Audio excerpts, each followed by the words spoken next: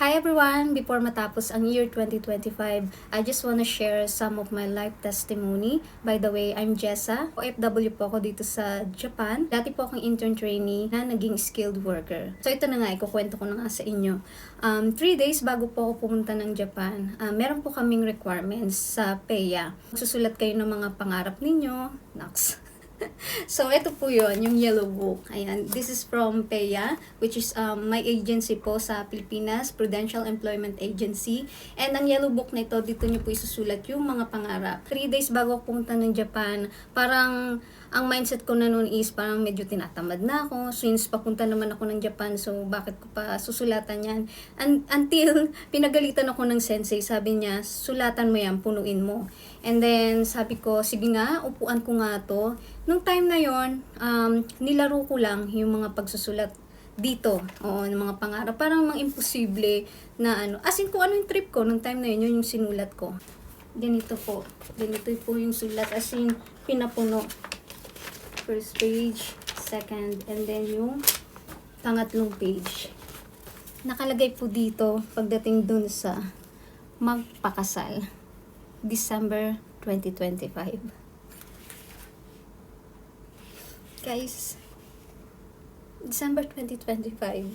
Sinulat ko po ito January 15, 2018. At ang nakasulat pa po dito, bata pa lang ako, isa sa mga pangarap ko ay ang maikasal sa taong pinakamamahal ko. Bilang isang babae, pangarap ko rin magsuot ng wedding gown. Na kung saan ako ang magiging pinakamagandang babae sa araw na yun. Gusto ko, bago ako ikasal sa taong mahal ko, gusto ko muna bumuo ng mga magagandang alaala at gusto ko rin mag-prenup sa mga magagandang lugar tulad ng Malaparaiso na lugar. Puro puno at puro bulaklak. So guys, December 2025. So imagine, after 7 years, tutuparin pala ng Lord yung isa sa mga sinulat ko dito.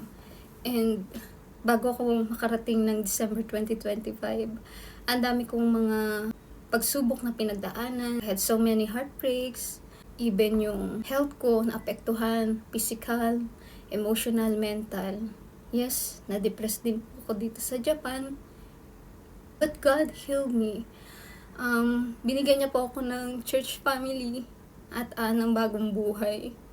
Pumunta lang naman ho ako dito sa Japan para magtrabaho. At hindi ko naman ho akalain na ganito pala yung gagawin ng Lord. Ganito pala yung plano ng Lord sa buhay ko. Ito niya ako kinatagpo. Dito ko rin pala makikilala yung mapapangasawa ko. At dito rin po pala kami maikakasal. Maraming pagsubok pero nakaya dahil sa tulong ng Lord. Wala ho akong ibang ginawa kundi manalangin at magtiwala sa Kanya. Hanggang sa ito po yung ginawa ng Lord. Jocelyn Dulay.